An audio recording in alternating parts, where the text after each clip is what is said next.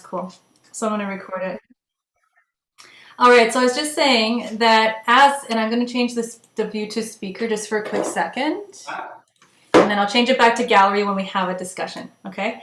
So I was just saying that as I was putting together the materials for this program or this session today, which is only going to be, just like under an hour, it was a real challenge to do that because the program that I'm creating, so those two parts, the 10 module parts for the new psychology, literally are like probably about 10 Google Docs worth of information that I've been putting together. And one was for my youth program, my mental wellness program, and then one for addictions program, and then one was for, like all of these practices to go through all of these modalities to become more health empowered in your health. And then that was a Take Back Your Health and Power program. And then there's the new psychology that I've just been like dumping all this stuff in for basically this idea of the old psychology and then moving that into a shifted version or view of what it means to be mentally and emotionally in harmony. And so that was turning into a giant program in and of itself. But what I've been doing is putting all of the other elements into this same. And I say program. When I say program, I really just mean like I'm putting it all together in one place. And then I have little other goodies like my help, like what is that one? The Peaceful Warrior, and then the deep dive files and all that stuff. All of my little tidbits and tools and everything that I've been gathering over the years as well. So it could have been really daunting to present on this today or have this discussion. But what I decided to do was to stick with the introduction. So what we're doing today, what I'm talking about today, is the introduction to the old psychology, right? And some of us are actually psychologists on here, like that are here. Actually, probably 4 of us have a background in psychology, and then the rest are just like interested. But and then moving it into this whole concept of what I'm going to be talking about today, which is the new psychology. So I'm really excited about it. It's something that's just taken over my whole existence right now. Well, not really. Like it's not everything, but it seems to be. When you are twigged onto something or something is illuminated for you, and everything seems to be relevant to that very topic. That's really how it is right now for me. Everything that I'm listening to, like every podcast, everything, like I'm out in nature and it's like, it's going, oh, I got to add that. And there was another element to something, like something I wanted to talk about or something I wanted to expand upon in this topic. So it's been really exciting and I feel just like hyper creative, and I'm just sharing with you the intro. And the reason why I wanted all of you trainees to be here, every single one, and why I'm actually adding this to the curriculum and why I tagged everybody in Facebook in our group, because it is going to be part of the program. It's that integral to what we do, what our work is. So, and our work is to help to empower people to become, well, like it's health empowerment is what I've started to call it, right? It's not just like health coaching. We're actually coaching people into their own empowerment, into their own state of wellness. And so, and we're giving them back the reins, like we don't want to go and take over. We want to give them back the reins for their own health and wellness and allow them to see that there are no limits to what they can achieve or experience, not even achieve, it's experience. So, all right, so I'm going to go to the topic at hand. And I'm just going to share my screen really quickly, and I will open my chat, but I'll kind of like pause every once in a while. Everybody's just saying hello in the chat, and it's so good to see everyone. And I'm sharing my screen. And just to give you the little intro to, like the intro image to what we're going to be talking about today, okay? So this is the introduction to the new psychology. And sorry, this is part 2. Sorry. I'm going to go back. It didn't want to actually upload properly, so I'm going to have to show it to you like this, like as one PDF, but it looks like it's actually showing just fine for you right now. So what I'm talking about today is none of the rest of this stuff. I've got like all 10 of these modules here, but we're going to be doing introduction, so the old psychology and the new psychology. That's what we're talking about today. And I'm going to go back to just me. And I'll come back to this in a little bit and talk a little bit about the rest of the pieces of what I see is sort of like the whole picture, or at least the whole picture as far as what I've been exposed to so far, because it's an evolving thing. It's a bit of a moving target when we're talking about this whole piece of what psychology is, and mental and emotional and physical well-being. All right. So when I first began my studies, it was in the early 90s, and it was the conventional discipline of psychology. So that involved mainly talk therapy, as well as pathologizing and categorizing mental and emotional disharmony, right? And the same as we've been talking about in this program over and over again, it's reflected in the medical establishment in relation to the body and how we view and address dis-ease. So I stopped calling it disease, I call it dis-ease. Okay, so as I'm talking, everyone, go ahead and chat, and then I can check the chat and I'll answer questions and all that stuff, just so you don't forget what you might want to ask or contribute to or talk about, okay? So it's common practice in the medical model and in the fields of psychology and psychiatry to categorize any strife, difficult emotion, or negative behavior into mental health, right? Mental health pathologies or diagnoses. Where difficult emotions and alternative ways of seeing reality are seen as deficiency, insanity, brokenness, and wrong. So I was taught this actually when I started my, that's what I started my first degree in, was psychology. And I was taught that, and I thought this actually just in generally speaking, that if you had any sort of like difficult emotion, or if it seemed like negative in any way, if it was uncomfortable, or if someone saw reality in a different way, which is another thing we're going to talk about a lot more like in the program, but it's like, we say they're crazy, right? They have schizophrenia, they have, and all this stuff. And I really want to challenge everyone to think about those diagnoses in a very different way. So we see them again, like I said, as deficiency, insanity, brokenness, right? Like something wrong with me. Or that we're just plain wrong about, our state of being. This is not reality. You're not experiencing reality. Reality is this. You're wrong. So conventional solutions are to medicate, to suppress, to manipulate, to dumb down, to disable, to forget, to numb, and coerce in order to attempt to attain a state deemed acceptable by diagnostic profiles. So this sounds really negative, like where I'm saying the conventional model is terrible. Like, it is like purposely hurting people. No, the point being is that the medical establishment or psychiatry or psychology as it stands now is their purpose, or they want to actually alleviate these symptoms. They're saying, okay, well, they're bad. But what I'm saying is that, what if they're not bad? What if they're part of a process? And so our suppression of this process is actually a disservice to the people that we work with, or to ourselves, right? Okay, so this approach ultimately leaves people with the misnomer that their health is out of their control, right? That they cannot or should not self-heal. In fact, that it is dangerous to try, and a lot of people are told that it's dangerous to try to self-heal. Ask your doctor, right? Ultimately disabling and disempowering them with no control or input into their own potential and destiny. So ironically, these untruths are often, in fact, at the root, or at least perpetuate mental and emotional disharmony and physical disease. So that idea that there is no hope, or there's no control or empowerment involved, that we're like our mental state is out of our control. We need something else outside of ourselves to heal us, or to suppress those symptoms, or to tell us what to do, or what's wrong with us.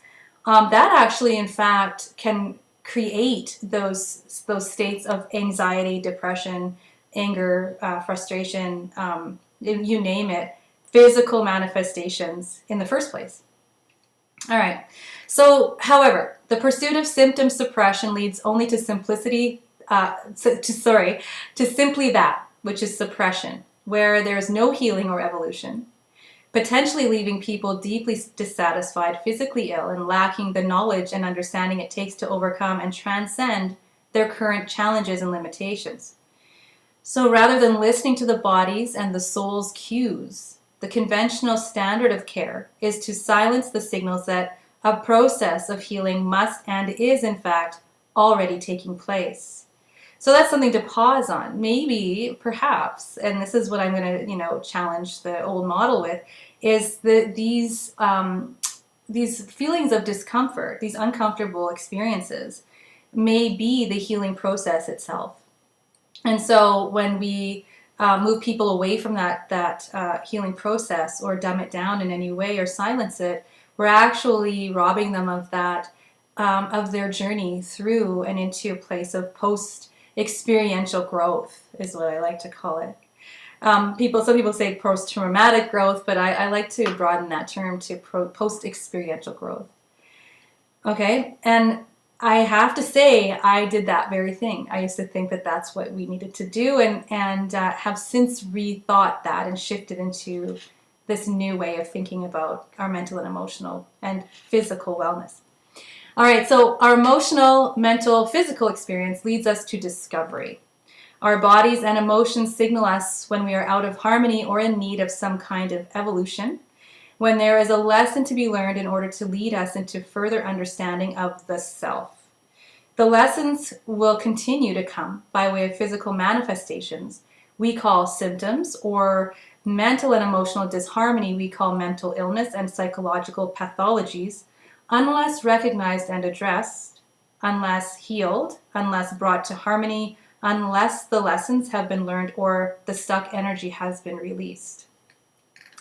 Okay, so overwhelm, anxiety, depression, discontent, high stress, trauma, addictions, and chronic physical health conditions have become commonplace and seen now as modern-day plagues. But are they? Again, I'm going to ask that question. Are they really a plague to our modern population? Until we understand the purpose of these experiences and hone the skills to navigate through the human experience of evolution, they will continue to be so. They'll either be seen as modern-day plagues, or will still have this inability to move through them in a healthy way and move on, right? Transcend, gain harmony, feel well. We have currently seen an explosion of understanding in all disciplines to include not only the mind, but also the physical brain and body.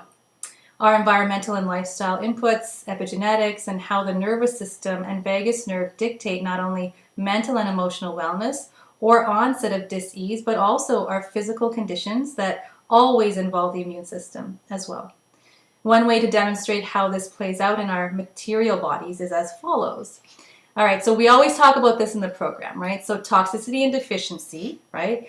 And this is not just about the body, but it's in all aspects of the self, physical, like the mind, the spirit, the soul, in our environments as well, and the body, of course. I just said that twice. The physical and the body is the same thing. Emotional, right? Relationship, so toxicity and deficiency in all aspects of the self. The nervous system is at play, so safe, not safe, am I not safe? And the immune system, which can be harmonious or be in a state of dis-ease. So as I said, in the medical model, emotions and states of being such as depression and anxiety are pathologized. Behaviors such as addictions and phobias are act as shields from perceived danger. Labels such as narcissism and borderline personality disorder frighten us, right? Like nobody wants to be diagnosed with that. Medications are the standard of care, dampening both the difficult emotions, but also the potential for growth and discovery, right? So these states of being, the struggle, the painful emotions, the unhealthy behaviors are very real and can be highly destructive, fragmenting relationships and even the self. Yet what is missed is the reason for the disharmony. The fact that these difficult and sometimes dark experiences are not a metaphorical dark night of the soul, but very real ones. They are the very paths we need to walk while on our varying heroes' journeys until we return home stronger, wiser, forever changed, tattooed with the scars of battle and a greater understanding about life itself. Okay, so I'm just going to peek and see if there's any Yeah. Oh, hey, Ita's here. Cool. I haven't seen you in so long. Okay, so the perspective on mental and emotional wellness that I am describing is not one of judgment and or pathology, but of a recognition that strife and emotional pain are symptoms, right? They are messages from the body, mind, spirit, from the universe that there is something that is in need of harmonizing. And sometimes it is the actual process of creating harmony itself. So all of us moms will probably know this. Well, we do know this, and I think actually all of us are moms here. Like birth, there is discomfort, but through the pain, uncertainty, and fear, there comes satisfaction, creation, and new life. Discomfort is a calling to become conscious and to consciously make change, transmute, transcend, and transform. Even those things that exist on the subconscious level, such as trapped emotion, trauma, and ancestral issues passed on energetically. And it is a practice to become comfortable in the discomfort. We'll talk about that a lot more in different sessions and all that stuff. Okay, so sometimes when we struggle or when we feel and or exhibit behaviors and emotions we don't like, that repulse us and others, that we deem in our modern culture to be weak or destructive or shameful, we can shy away from them, bury them, bottle them up in an internal volcano where the pressure doesn't create diamonds, but lava ready to erupt. And sometimes I even say, like, instead of diamonds, we create dust. Like it's not stronger. It's broken apart and into dust. That's how it feels when we don't go this other direction. We all have the capacity for pain, rage, desperation, frustration. We all want to survive and will fight what threatens us. Sometimes that is others and sometimes it is ourselves. It is how we survive. Okay, we're wired to survive. But it can also disconnect us, create more pain, more shame, and the need for defensive armor. It can stunt us and hold us back from who and what we truly are. It can cloud how others see and understand us and how we see ourselves. But once we can observe rather than react, we take back our power. We can observe these darker emotions, understand our need to be safe, and find more constructive ways to not only survive but transcend. We can have compassion and forgive ourselves for our previous actions and do better in the future. We can look at the totality of what we are with courage and let the old stuff burn like kindling, cleaning out the landscape, laying fertile soil, making room for something new. It can become the phoenix rising from the ashes. So a deep dive is one of the ways that I talk about or I describe going into that I guess that process of discovery, right? That maybe feelings of anxiety or depression or frustration, anger, chronic illness, etc., are pointing us into that direction, are pulling us into maybe that experience. And so this deep dive is wholly holistic, right? Or it can be if we move into that model of the new psychology. And it can involve infinite entry points, ways of transcendence, ways of empowerment, ways of understanding, seeing, and healing. And all categories must be addressed in a deep dive, I think, to the vast ocean of you and the universe you're a part of. So at the surface is the physical body, and maybe it's not even just the surface. That one aspect is the physical body. As it is through the body that we experience this life we are living. It must be cared for and nourished. Under the surface, all of life is connected and cellular communication happens through biophotons, energy, and frequency between our cells and interacting with every other thing in existence. When we attempt to understand our quantum nature, we can feel confused and insignificant, but also in awe of what is, limitless and also empowered by the miracle that is us and the possibilities beyond what we once thought possible. We can stop imprisoning ourselves. We can stop fighting the ocean currents, stop holding our breath, move with the waves, and find that after a terrifying attempt to breathe under the surface, we do not drown, but can in fact both see and breathe underwater. We can realize the wonders in the depths. So this is what we're doing often in the old psychology, right? Is to fight these feelings and to overcome them in a way that is not really moving through, but pressing them down. And I know that a lot of disciplines have moved in this direction to the new psychology. So there is like definitely a continuum. It's not like one or the other that people are practicing in. But it certainly is an evolution in our understanding as a whole, you know, not just in this like these disciplines or in the professional realm, but also in our own lives, you know, to see ourselves and our own experiences and movement through these, you know, challenging or uncomfortable states of being and experiences, to not see that as a pathology, because we still do, even though when we go see certain progressive practitioners and people who are knowledgeable about this stuff, before we even get there, we already think we're broken. We already think that there's something wrong with us. We already think that our experience, we want to run away from that. And I think, you know, with this new psychology or this new way of looking at it, or helping people, other people and ourselves through it, it is actually a diving into it. So what I call the deep dive. It's really listening to what the body, mind, spirit, soul is telling you and looking at it. And I don't know why I don't want to say head on. Yeah, for sure it's head on, but it's an exploration rather than more like a rah, you know, like you could feel like that. But sometimes people are like, I don't really want to run in there with the sword. I just want to just kind of like work my way in, and that's cool too. Okay. I'm kind of like the one with like, wow, like running in, but not even, you know, it's a letting go of the reins. I love that line of a song called Waterfall. It's a letting go of the reins. Love it. I'm like, that's me. I'm just like on this crazy horse, and I want to let it go, take me where it's going to take me. But I digress. All right. So in this understanding, I don't think I said this yet. So in this understanding, diagnoses, pathologizing, labeling, and seeing mental and emotional struggle as the flaws of the weak is an obsolete and antiquated perception. If you struggle, then you struggle. That's just it. You're not broken. You're not weak. You're not lame. You're not, you know, without skills, or that's not the truth at all. And that's what we tend to think, I think. We all do, and for good purpose. So maybe there's a purpose behind that struggle. There's nothing wrong with us, or there's nothing wrong with that process or with you. In fact, everything is right about you. You're simply on a journey where you are the hero. So there is much less prolonged suffering when you can have the courage to surrender to the process, to go deep and bring back the wonders of the world, as I say in one of my poems. I wrote that for my daughter. You may feel broken at times, fractured, cracked, and that's okay. So this does not make people less or inferior or weak. It makes them open to a greater possibility, open to the outcome of joy and liberation.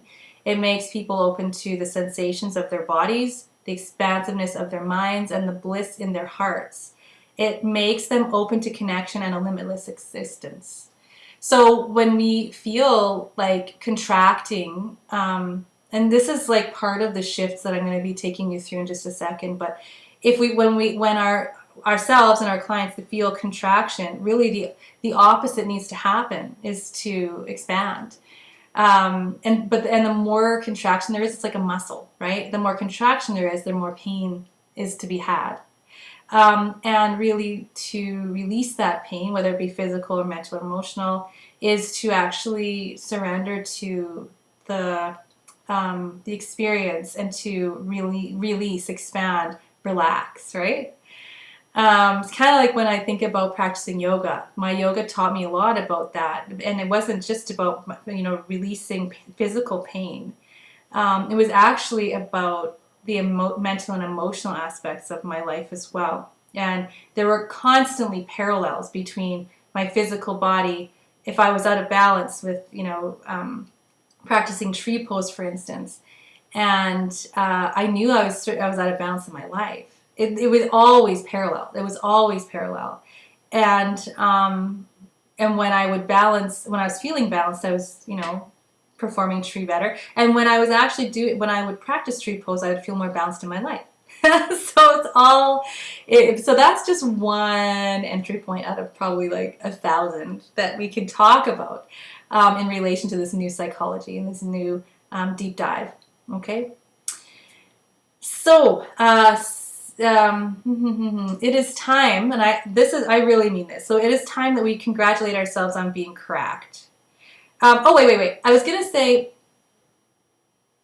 no. Okay, it's time that we congratulate ourselves on being cracked. Okay, so it's only when the shell is cracked that a new plant can grow.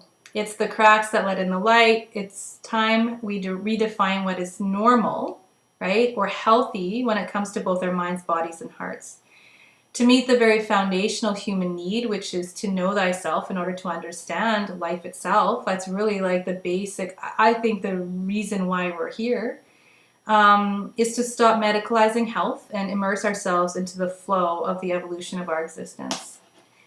Okay, so I'm going to go into a couple of things that I really am excited to talk about. So enter the new psychology.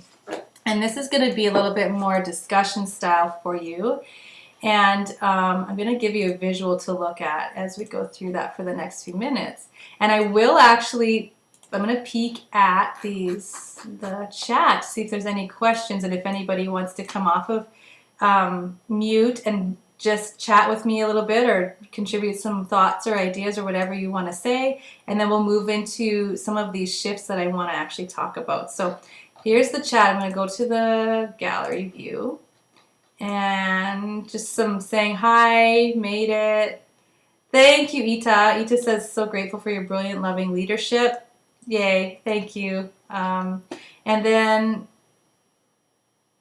yeah, health psych. Okay, so Pat, you said health psychology has been a discipline since I was teaching in the 90s. Yeah, for sure. Do you want to expand on that? Do you want to expand on that, Pat? A lot of people were being certified as a health psychologist, and they were putting more emphasis on this. Granted, it wasn't the largest part of it. Unfortunately, they labeled it behavioral health. And, and I've been teaching since the late 60s. And because I had breastfed, been active in La Leche League and all the other things, yes, all my developmental classes had this. It's nice to be validated at this point in my career that these things are coming. And just one final brief comment. I think the last 2 years have made us see the weaknesses of medical care and medical health approach to it, and the lack of training in health and things has come to the fore. And with Zoom and programs and people like you and others saying, wait, there's another way. You've had a form and a voice in it. So I'm happy to see it changing. Totally. And that's the thing, though. So, Pat, you've been teaching this. You've known about this. There's a discipline actually named. There's a few of them, probably. But it still hasn't eked into our consciousness as a society. Like, we still say, like, it's like over and over again, I see people turning to medication, medical profession, all that whole route that, and it's not, they don't turn to this. That's not the default. Like, they still think they're broken, wrong, like something's, Sure. yeah. Media. The Pardon me? money, Yeah. money controls the media, which controls people, and the doctors have become medical doctors, the authority of health with minimal training in the other aspects of health besides medication. Yeah. Yes. So we haven't seen it trickle into our consciousness, really, and standard of care. I don't even want to use that term, like standard of care. Like, I mean, like maybe like the way we care for each other instead of the standard of care. I don't know. Right? Yeah. Yeah. Very interesting. Because I know you've been doing this work for a really long time, Pat. Don't remind me. This is your thing. This is your career, And I want to say, too, I'm going to read your comment about Dr. Daniel Amen. His book, The End of Mental Illness, yeah, he actually did a presentation for Functional Medicine University, so I have access to that, too, like on the same thing. And he said it was out prior to 2019 and has been talking about brain function with emphasis on nutrition, exercise, supplements, at least since the 80s and 90s. For sure. So his like bend is the like functional neurology part, like how the brain affects, not affects, what's the word? How the brain I don't know if the word is causes either, but brain function can equate specific emotional states of being and behavioral ways of acting. Yes, behaviors. That's actually processing. processing. Yeah, so that processing. Processing, but it's, I mean, Dr. Dispenza describes it so perfectly. I mean, and you are the placebo, and you becoming supernatural. He explains it so beautifully, and I just want to. I so admire Pat for being one of those also revolutionary mamas from way back. It's wonderful. Yeah. Yes. Thank you for that. Yeah, and I think that there are lots of people, so that's why I put together this class, right? Like that, I wanted to pull it together in an introduction, but also like the whole program, because we've got those brilliant minds, but we need it, like I wanted to bring it together to show how they all intersect, because there's so many different ways we can, like, and actually I'll show you really quickly here. There's so many different ways we can enter this, but I think they all come to this, like they're all contributors to the whole. Just wait, I'm going to go back to here. So if we go back to like, sorry, it just takes a second to pop up. If you talk about Joe Dispenza, like, oh, he's like, maybe even, he talks about emotions, and well, actually someone like Wayne Dyer talks about thoughts. So that's like number 3, right? Wayne Dyer and thoughts. My computer's being really strange, so excuse me if it does some really weird jumping around, or like, look at that. I have to be patient. I'm going to be patient with this computer. Okay. And then Joe Dispenza, probably talk about like things like, our own creativity and like how we actually can manifest things in our bodies and of course our mental emotional well-being by meditating, right? By getting rid of all the old stuff to make way for something new, because you can't keep making something new out of something that's already existing. Like that's not possible, right? So there's people like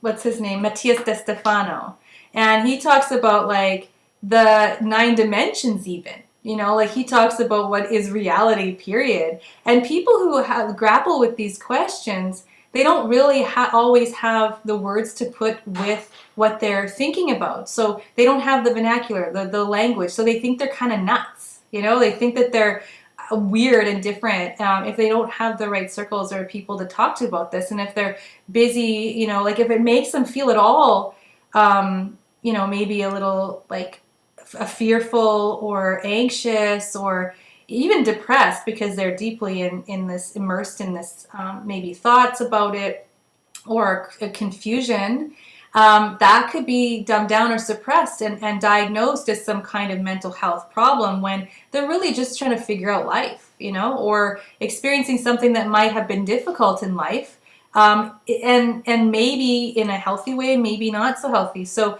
there's a lot of, so all these people in these different disciplines, and there could be like the functional neurologists and the yogis and the gurus and the, people that are like in the scientific mind, of meditation, but also in the mystical, in the mystic, right? The mystic realm, the nature nuts, right? Understanding like personality, the shamans, right? Like all these people, like functional neurologists, right? Like even those people that are in, in that I guess category of I guess sort of like riding the line of the medicine, right? But also like there's so many different disciplines that I wanted to pull that all together, and yeah, I really wanted to pull it all together.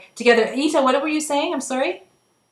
I'm talking about the different understandings, like the Enneagram is so profound. The Enneagram, the Myers-Briggs, all these things are so profound. When you have so many people that are not like in the Enneagram, like most people don't fall into the 4, like this more spiritual consciousness type of person. So, and I'm that. So even as a child, I felt so odd because there are less of us, You know the Enneagram, correct?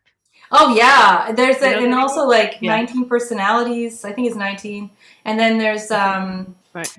what's in a genograms too, right? Like knowing your place and like in Right. your family Right. So tree. And this is all about the individual, accepting the individual, and you know that's different. That's the paradigm, is accepting the individual as mhm, opposed to, you know, the collective. Everyone has to be the same, which is what's been happening the last 2 years. Also, it's like everyone's got to do the same thing. We don't have our individual, you know, souls.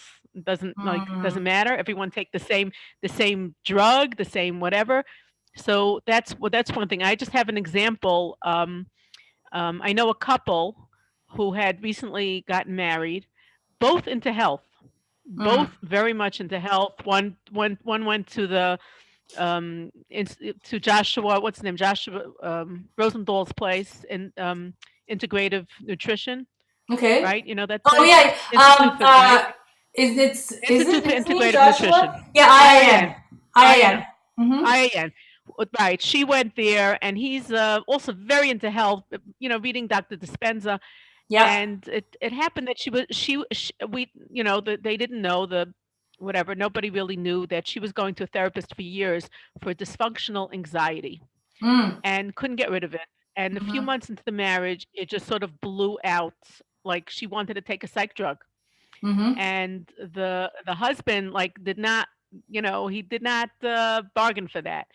And so they were recommended to go to a certain psychologist, certain counselor who I know, and I would have recommended her. And she met with both of them and said and told him that she can't change, you know, like Mm. cut it off now, like get divorced now. And they reached out to me, and I called someone who's in the health space, and he immediately called this woman, Rachel Albert from moodtech.com. And she came to do this like energy modality called energy. Mm-hmm. She calls it energy dynamics. That Mm-hmm. she tapped into the woman's epigenetic, you know, first of all, the woman is an IVF baby. Now, I never knew that IVF people have certain issues, which I was told recently. And it Mm-hmm. turns out she checked her embryonic her energy of when she was conceived. Yep. And it's supposed to be in the 500s. Love, it was 0. And so Wow. that was part of it. And then she had her father's traumas from his childhood. He had, I think, like he was sexually molested or whatever, some stuff. It was all on her energy system. And when this woman was able to clear it off, which is what I'm learning now, actually, I'm learning this modality now because Mm-hmm. I saw it was amazing. So within a couple of sessions, she was able to help this woman just like literally take boulders off herself. She became so much more relaxed.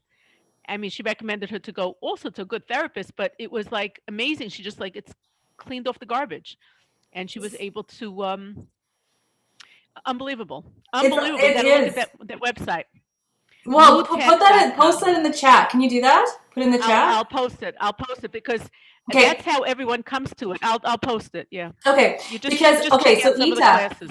yeah, it's so interesting that you mentioned this. And actually, who was there? I think Lisa was, and maybe Ditria. At the couple, I don't remember which talk it was, but when we met one Tuesday, and I was talking about a family whose their children, like they seem to do everything right, and like why did their child develop type 1 diabetes at 6 years old? And so they're a year into this, the big D day, diagnosis day, and where everything changed for them. And they're just like they're solid, there's no like obvious like strife in the family. They did it, they eat well, she had a very good pregnancy, all that stuff. So why? So she told me that both of their sons were conceived IVF. And I went, holy crap, that's exactly what's going on. And at least part of the picture. And so we've been doing and actually the modality I've been working in is emotion code. So I've been working with them with emotion code. And their little guy, like, she didn't realize he was having anxiety and stuff like that. And then he was like, literally, like, just totally different in other situations that he would have been anxious in. And his blood sugar goes high when he gets anxious, and he's like totally even keel. And all this shifting was happening for them. And it made me think, well, they have these embryos, and the medical, like the doctors consider them to be viable, not viable. They throw them out if they're, if they feel that they're not gonna be healthy, if they're not viable, I guess that's the word. They say the terminology they use when they actually have, like, impregnate the mom with these embryos is they say they use them, right? They don't talk about, like this conception. They talk about using the embryos. Like, it's so Right, dehumanization. It's a part of the bizarre. dehumanization kind of thing. Yes. Yeah, that's what it is. That's the whole process. That's what they're trying to do now, is to dehumanize. Yeah, Same and I'm thing. not Yeah. saying these children should not have been conceived in any way. Like, that's not what I'm saying. But what I'm saying is, like, the actual perception and how they're spoken about and how they're viewed and treated, and they actually It's a business. they uncovered a whole bunch of grief. And I said, I don't know, you keep saying grief, like you keep saying grief, and this is what keeps pulling up for you. And she said, I didn't realize how much grief I actually had, but I do. And it was because she said, I didn't realize it was, when they said they threw away some of them without telling them. They didn't know. And then so also there's this question about birth order. Which baby was first? Who's oldest? Who, like, so the genogram, like, where are the places of these beings? Are they beings or not? I mean, this could go into like a philosophical, or even like a, I don't know, some kind of debate there. And I don't want to do that. But I mean, like, it's just a question I have. Like, how does that change things to have all these potential, children? Where do they fit in that family, in that genogram? So yeah, it's so interesting you mentioned that, Ita. Right. The problem Mhm. is also that I think the whole medical establishment from Rockefeller, they threw away the first do no harm oath. Mm.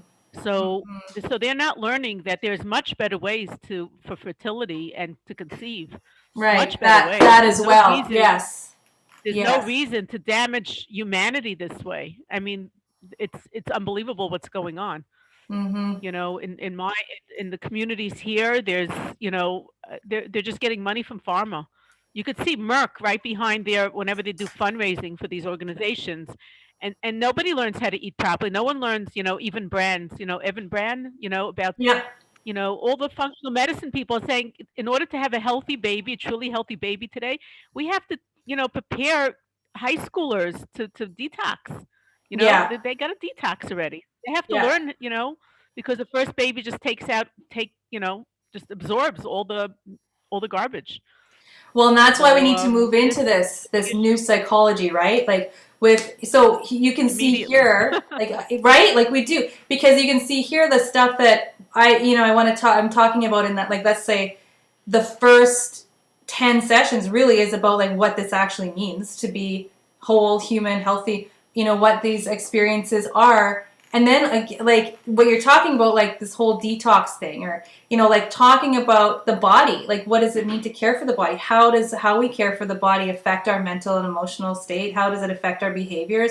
Do we self-medicate? Do we become addicted? Do we, like, how all of this sort of, like, comes together to create, I guess, like, either harmony or disharmony, really. So yeah, and how we extract the mind from the whole self, or we extract the body, or we extract the earth and our relationship to it, or the soul or the spirit, when it really is one and the same. It's all the same, which is something that is really, kind of like a mind bend to get our heads around, right? I actually I Mhm. saved that mood tech, so I did save that. Right. Food So I tech. will check that out for sure. It's Um, amazing. It's just amazing, the stories yeah, that and those kinds of she keeps things, getting more like amazed. energy medicine, health empowerment, those things are so much, like, they're really a skill that I think all of you need to, if you haven't already, need to hone your skills in that and learn a lot more, because it's something that you're going to need to be able to at least direct people to or help them somewhat in your practice. Like even if it's the coaching aspect, even it's like, you know, you're in control, you know, reminding people of that constantly, you know, allowing them to have like shining the light on some of those tools that they can use. That's going to be more and more and more part of what you'll do, because it's really, when I see people not faring well, right? Like I keep saying, disharmony. That's because they are disempowered. It's never because they don't have, you know, the right supplement. It's because they are disempowered. The supplements are something else. The food, all that stuff. But it really comes down to that empowerment piece.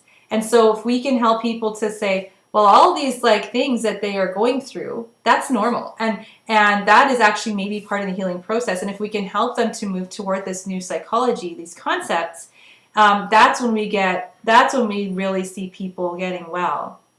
And again, I'm saying getting well, but I like achieve harmony is more the word. And I'm going to read Pat's little thing here, comment, not little, but her comment. So what I've experienced as the new psychology is the body's ability to heal and regenerate.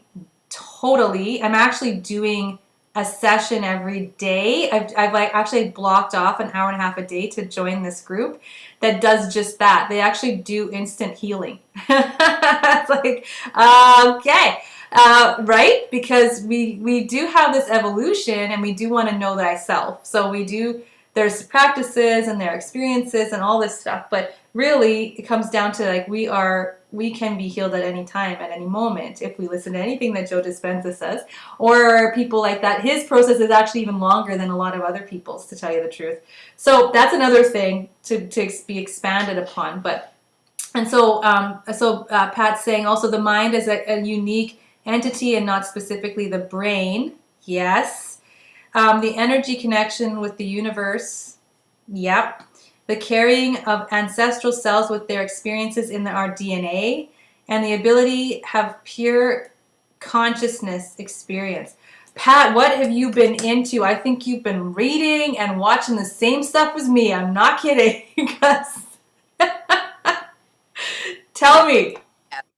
I have my own journey right now because I have caught the chemical sensitivities have caught up with me, and I now have electrosensitivity. So being able to do YouTube and Zoom is pretty good for me today.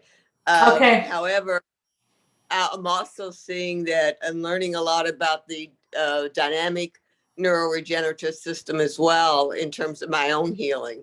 Mm-hmm. And I've been reading lots and lots of stuff.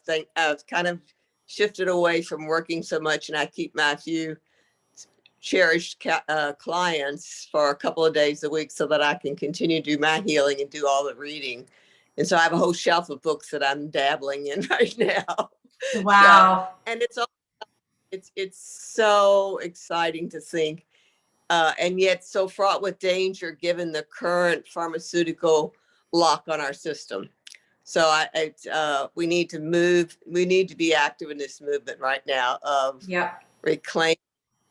And I hope everyone here is involved in some way in helping people see that what threats there are to what we're doing. Totally, Pat. I love that. Okay. Yeah, I'm going to actually, so let's go to this. This is one thing that my brain goes in this direction constantly now, is this idea of shifting, right? Shifting out of something we thought into something like, you know, in a negative way. Well, I don't know if it'd be negative, but let's just use that word for now. Into something more empowering. And I'm just going to disable my flux. So I have it on amber, which is better for my brain, but I can't see this as well. Okay, so, and feel free to chat and jump in and whatever, but I just really, what I see happening is like, it's almost like a misunderstanding of what's happening with a lot of things in the conventional model. And so where we have, you know, this whole history of diagnosing people, for instance, and saying, well, you have a diagnosis, you have this illness, you have this mental health condition. what we can shift into is actually seeing that set of circumstances or those experiences or like set of circumstances as someone's experience, right? Like this is what they're experiencing right now. They're experiencing, high blood sugar, they're experiencing depression, they're experiencing overwhelm, they're experiencing, whatever, like some kind of other physical breakdown in their body. But that isn't necessarily, so I want to shift people out of a diagnosis into their experience, right? Into what that is. Problem. So we see things as a problem, right? Like this is not good. This is a problem to be solved. When really, and this is what I've actually done too, even when I've been focused more on functional medicine per se, even functional medicine, like what's the problem? What's the cause? What's the root cause?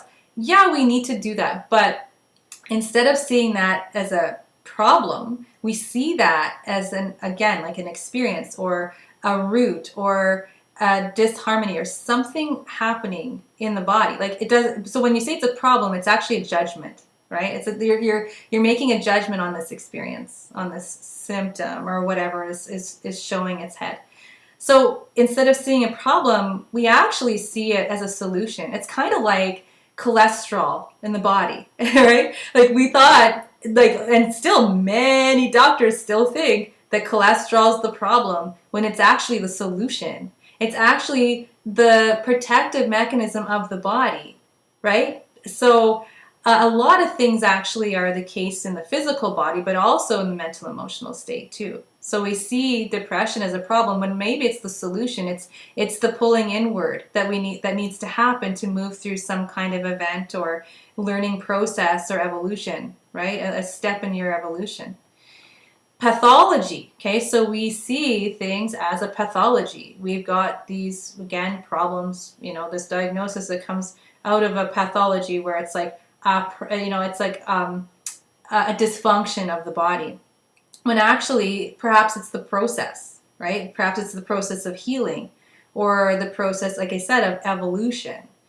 And then we see in this old model that we suppress, right? We need to suppress all of these things that are uncomfortable or, we deem as bad or negative. When really there is an opportunity for that evolution that I keep talking about, right? Like, and when I say evolution, I don't mean what we once were was bad in any way either. It's just different, right? It's just different. And it's just a further understanding of yourself, your body, your experience, and also on that broader sense of our whole universe, really, or what it means to be part of this unit that is this oneness that is our universe. So that's kind of big and heady, and I actually am talking about that in the new psychology program too. We'll get into that. But so suppression into evolution, and even maybe allowing. I guess I would even use that word too. But prognosis, right? So this is going to be with you for the rest of your life. You're going to have to take medications for the rest of your life if you're ever going to feel 1 ounce of happiness.